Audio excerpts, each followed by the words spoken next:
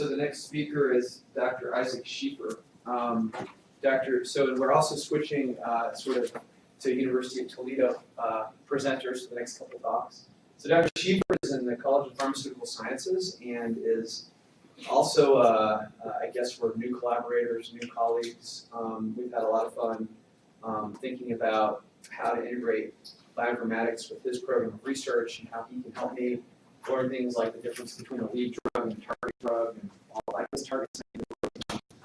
So, so that's been good. Dr. Schiefer.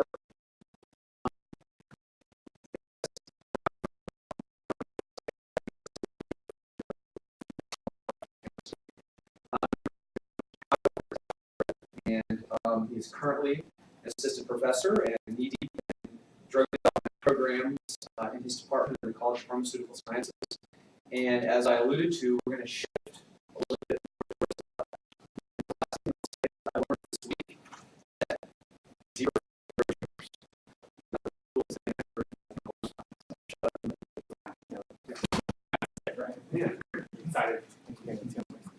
Okay, thank you, Dr. McCollum, for putting this together. This has been great. I really enjoyed the computational end of it, and now it's and I'm really looking forward to the demo later as well. So, Dr. Schiefer, so I'm going to discover that at UT. I think most people, when they think about lab, they think Alzheimer's disease because I think branch for Alzheimer's disease. But really, the entire CNS is what we're interested in. And this is our other project that we're kind of getting off the ground. Good side, by the way. And it's related to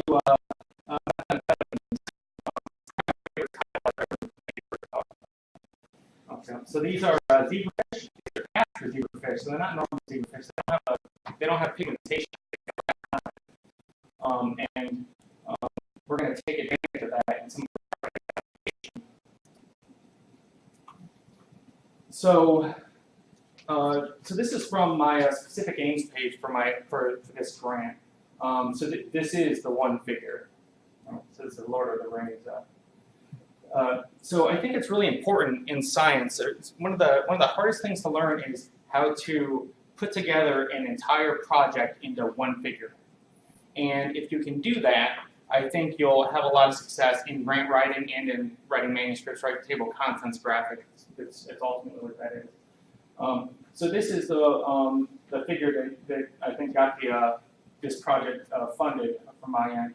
So this is a Casper zebrafish. They don't have pigment. This is a normal zebrafish they do. So zebrafish have certain behaviors. Here they'll swim on the bottom of the tank. And if you give them an anxiolytic, they'll swim more at the top of the tank. They're less anxious. They're less worried about getting eaten by a pelican or whatever it is happens when they're in shallow water. So they give a behavioral readout. And I've been interested in target identification for a while. But the problem I had seen is that we couldn't do it in living systems. It all had to be cell-based because UV light can't penetrate the mouse's brain and a person's brain, right? But since this fish lacks pigmentation, we figured, well, actually, maybe we could get UV light into it. So we give a photo affinity labeling probe that we can hit with UV light, and then it'll react. So we give it a probe, we see a behavioral change, hit it with UV light, and then we go and try and figure out what the protein targets. So this is what I'm going to talk about today. And ultimately, this leads to confirmation of mechanism of action or potentially novel targets or off targets. So I wanted to have at least one slide to kind of show the overview of what we do in the lab and show where this fits in. So basically, we start with a small molecule that has interesting activity, and then we ask, is the target mechanism known or and validated? If we can answer yes to these questions, then we think about the development rationale and the feasibility in-house. We have assays in place. Does a molecule look like it could be a drug? Is it patentable? It's important. has the activity of the molecule been appropriately benchmarked? Can we come up with appropriate milestones and deliverables? And is it fundable? Funding climate's got a lot to do with science. If we can answer yes to all of this, then we go for development grants. So my Alzheimer's disease, my R01 is for this type of grant, a hit-to-lead optimization grant. Usually this isn't the case. You don't have all these in place. So we'll say no, and then we do medicinal chemistry. So basically you go through and do proof of concept to check mark all these boxes and ultimately get to where you're doing hit-to-lead optimization. So let's say the target mechanism is not known. Then we get to mechanism and target identification approaches. Heard a lot already today about network-based analysis. That would be something that goes over in here, but I'm going to talk more specifically about chemistry-based approaches. These would be exploratory studies, so these would be this grant that I have is an R03, but R03s, R21s would be the type of mechanisms that you would get to fund this. And we do chemical biology to identify and validate the target, and then trying to establish novel composition, and then check mark all the boxes for the new compounds, and then get to lead optimization. Is there any questions on this? Yeah, so this project is all over here, right? So it's very earliest stages. Data science and omics. So I think these approaches are really going to provide our best opportunity for personalized medicine going forward. Nonetheless, when we step back and look on this big systems analysis, it might get lost the fact that it's the interactions between a drug and a receptor that are ultimately causing the activity, right? So being able to understand those interactions is really important, and that's what we're trying to do. Just a couple crystal structures from one of my papers where we're looking at a conserved water residue. So in a couple of earlier talks, I saw a lot of stuff about docking. Anyone in my lab knows I'm not a big fan of a lot of crystal structure stuff. I think it's the analogy I always like to use is I think of if you've ever seen those wax museums where they have all the old presidents, like you went and looked at Lincoln there, you think that really tells you what he was like in real life? That's what a crystal structure is, right? It's just a fixed version of. So I like in those platforms, I'd love to see focus on the spatial geometry of the chemicals themselves, right? And trying to look at any metrics associated with the three-dimensional structure of the molecules themselves, rather than the molecules and how they fit into a crystal structure, because I think it's going to be hard to know the relevance of crystal structure binding data. Just a thought. So selectivity. So in drug discovery, so if you go to Journal of Medicinal Chemistry or ACS MedChem letters, you'll see selective in about every other title. And generally, we describe selectivity as effect of an agent on one preferred target versus related undesirable targets. So these would be different isoforms of the same enzyme, right, or enzymes in the same superfamilies. So maybe looking at activity at one enzyme versus a couple dozen others. So if you don't have activity versus the other enzymes, you assume that it's selective. But there's thousands and thousands of other things you could bind to in cells. So I think it's selectivity assays in general are myopic in scope and they're biased, which is why I like the network analysis as an approach, because it's not really biased. So how do we take care of the to account for that myopic view of selectivity? We run a huge battery of preclinical safety assays to make sure that if there is some other off-target receptor, at least let's make sure it's not toxic, right? But I think that this convolutes a lot of our mechanism of action data. So true account for absolute binding preference and promiscuity is for the most part lacking. So this is one of our main goals, is to define target receptors of promising small molecules. So I don't know how many people have ever done target identification, but one of the, if you go to literature, it doesn't take long to find target ID efforts that try and do affinity capture. So they'll have a drug of interest, they'll conjugate it out to some sort of report, so conjugate out to a GST or a biotin or something so that they can immobilize or a flag tag, something they can mobilize it on a resin. And then they'll basically take a homogenate and mix with that resin and hang it down there and see if anything binds to it. So I hate this approach for a lot of reasons, but the main reason is it's not a live environment, right? There's lots of co-chaperones and lots of dynamics when it comes to trafficking, and there's lots of, to mimic a live cell, you need to be in a live cell. You can't do it in homogenates. And also here you can have non-covalent interactions, so it's not that strong, so it can fall off before the analysis. So I don't care for this approach. So what we actually do is a photo affinity labeling. So we use photoactivatable groups. They allow for transient input from the, or transient activation after input from the experimenter. And they give modification based on proximity. So we incubate a drug in whatever system we're interested in, and we assume that it's going to be closest to what its binding tightest to, right? Because there's dissociation constants.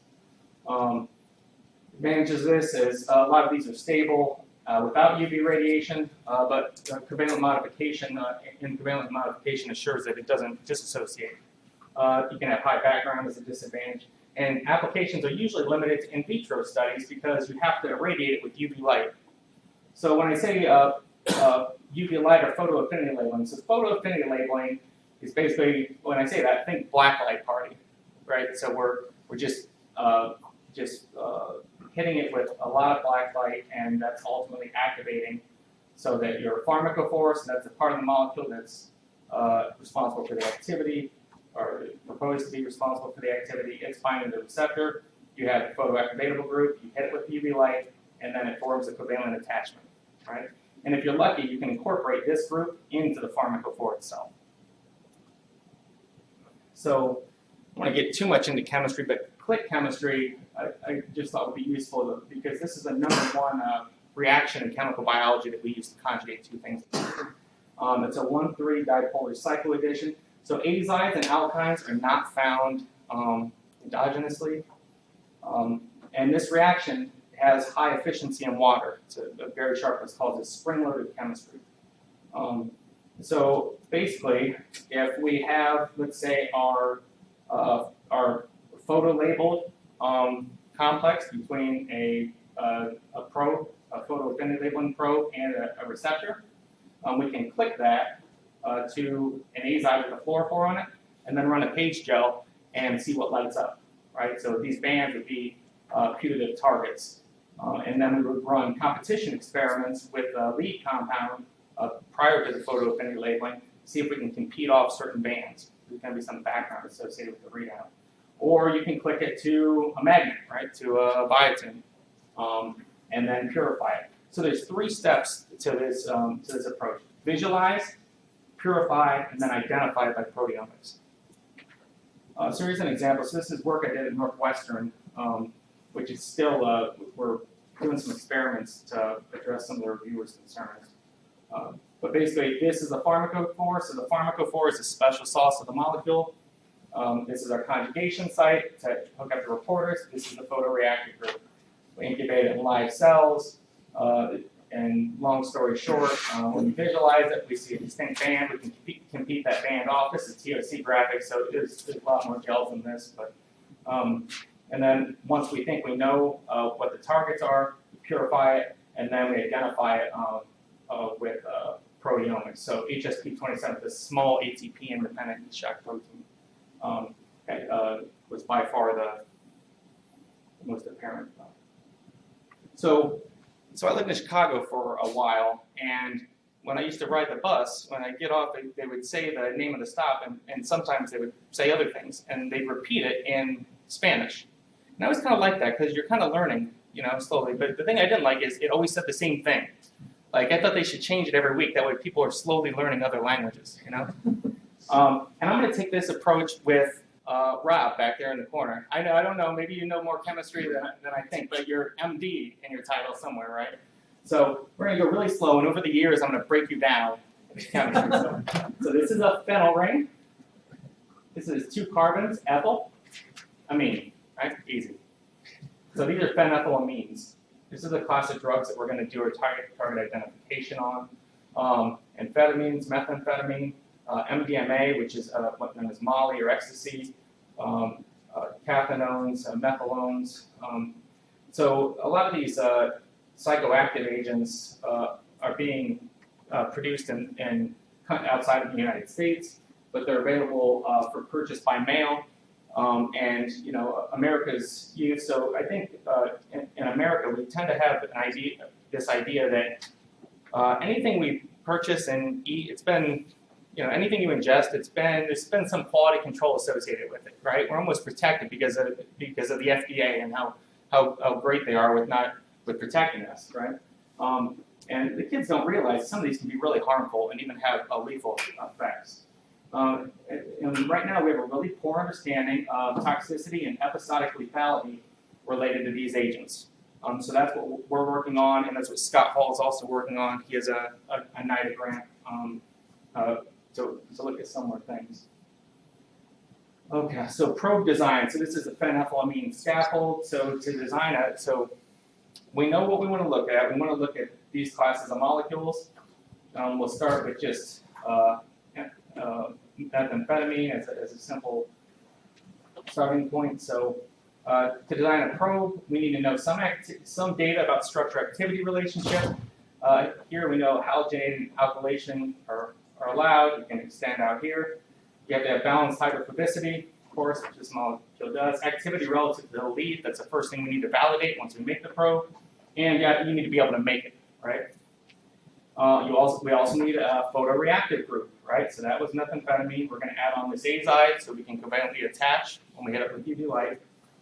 And then we're going to have this conjugation handle. So we made this compound. It's called AH415. So Austin in my lab. So I'm not going to show his chemistry troubleshooting, but he did 5 roots. Is that right?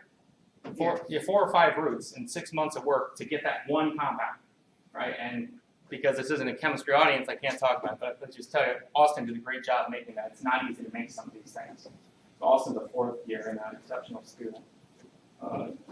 So I'm going to shift now to the model that we're using. So that's a probe, right? And we like to make more of those as we go on. But first thing, we're going to try and validate the efficacy of that one. So this is a background on zebrafish. I should say quick, Fred Williams, somewhere here, the chair of pharmacology and experimental therapeutics. He's the zebrafish guy.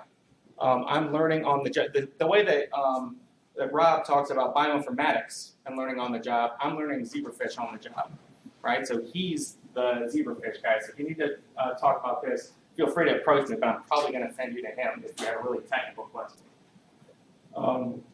So background on zebrafish, their life stages. So this is days post-fertilization. It takes around 90 days to get to these adult fish. A lot of work in zebrafish. This is a nice review by Stewart. It's been done in larval zebrafish. Developmental toxicology. These are great for that. And adult fish haven't been studied quite as much, but these are the fish that are able to give a behavioral readout. Just for review, so if we look at the complexity of the system, zebrafish is down here, so many fewer neurons than mice or rats, much smaller brain. But as far as genetic homology, actually it's not that far off from the murine species that we use for a lot of things. A new depth to behavioral analysis. It's good fun. So this is called the novel tank test. I think this would probably be some of the open field tests in neuroscience. So we have a control. So this is a swim pattern. This is tracking where the fish swims over 5 minutes. If you give MDMA, ecstasy, they swim more on top. And you get a dose-dependent response. And they've done this for a lot of different drugs in novel tank tests. So I just want to give an overview of the types of analysis you can do with zebrafish, because I never knew this stuff until I saw the Casper fish and realized I might be able to hit it with UV light and attached to proteins, then I started looking into it. So you can actually model autism based on social interactions if you do 3-point analysis, right? They have some distinct behaviors. They, of course, with all of our, nowadays our high-speed cameras, we can capture all this. And you can screen drugs. You can have a certain, so let's say we screen every anti-anxiety drug that's on the market, right? We could then define a certain behavior based on the phenotype that we see in the fish. So even if a change in the behavior of the fish doesn't necessarily mimic some behavioral change in people, as long as it's similar across a disease process, it might be informative, right? We have motor activity and anxiolytic-like activity, so we basically develop heat maps for effect on behavior in these fish. So the way I kind of think of them as they're like a cell culture with a behavioral readout. That's how I think of fish. But that's trying to stick them in somewhere. So our novel tank test. So this is our exposure tank. So this is another thing. We have to we treat these fish because we want to try and develop this on a high throughput fashion. We treat them by just adding our drug to the tank water. And if you calculate the concentrations of drugs that you need to do this, it's quite high, right? Because you're not giving it directly to the animal, and we're looking at a large volume here. Relatively large. So this is a novel tank. This is our tracking software. So you can see as the fish moves around. So this is this is derived from something Huber down at BG that used. Credit here to Alex Wisner and Williams Lab. So this is a tracking software. It's on the big ball fan. Last week I was watching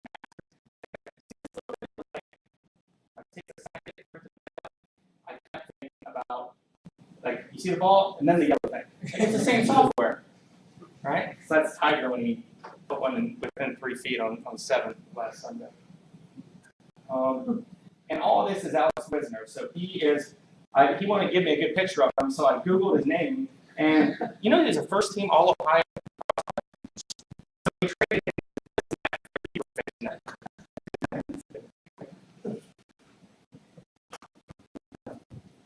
Okay, so now we get to some of the activity data. So first we habituate, then we expose, then we do the behavioral tracking, and then we do the photo affinity labeling, sack the animals, dissect out the brains, stick them at -80, and then we can work on the chemical biology stuff in the back end. So here we have this is total distance.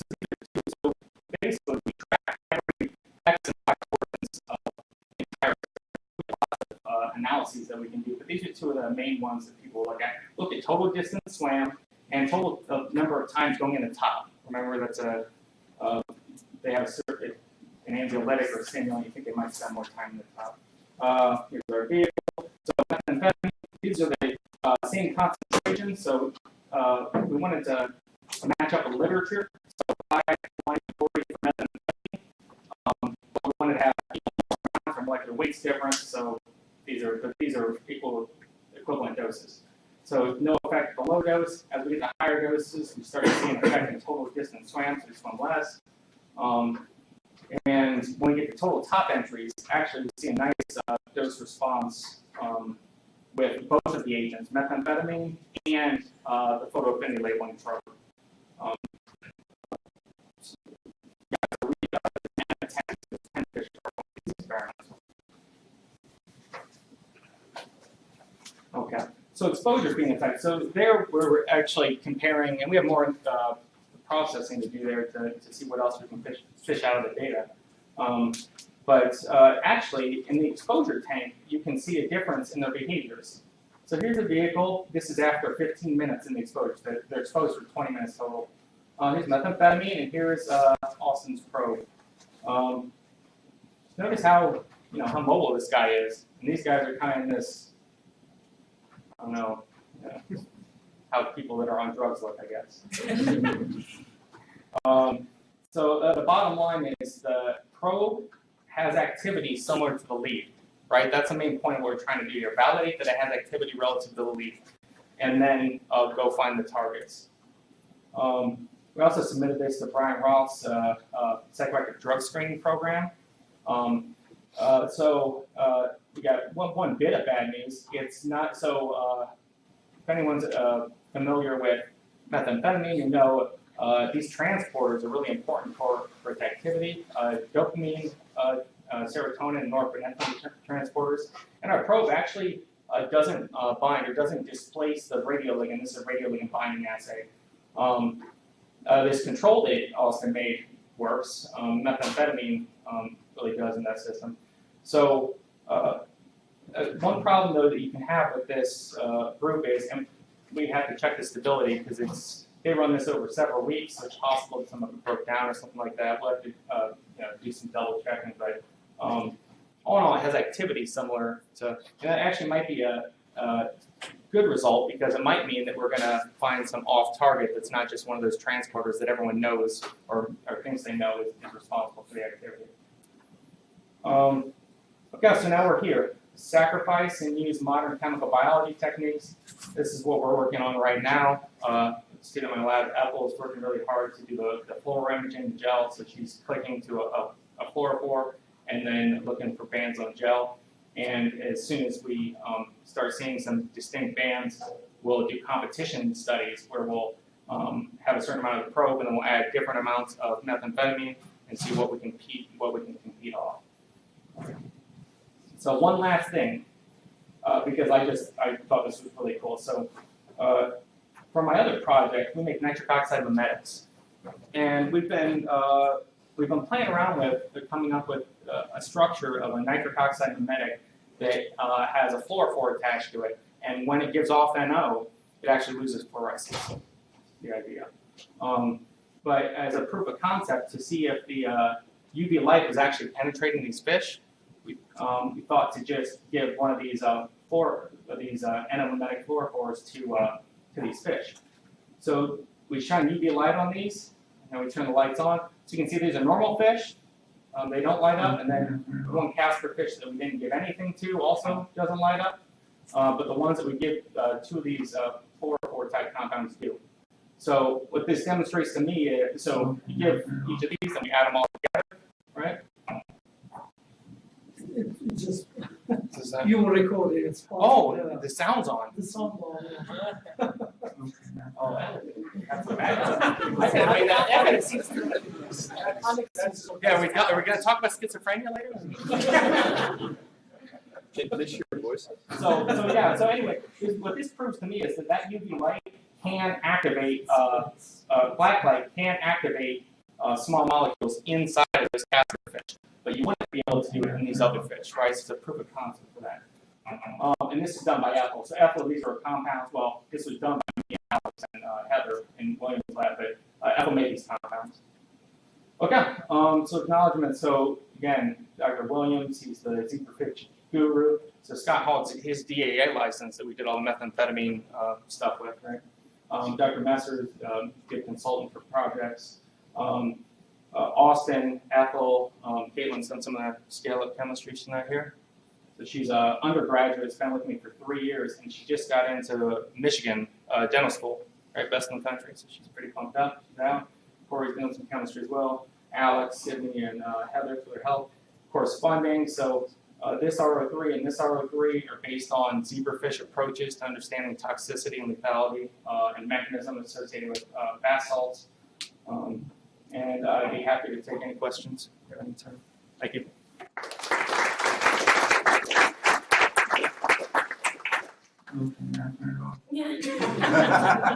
We have time for one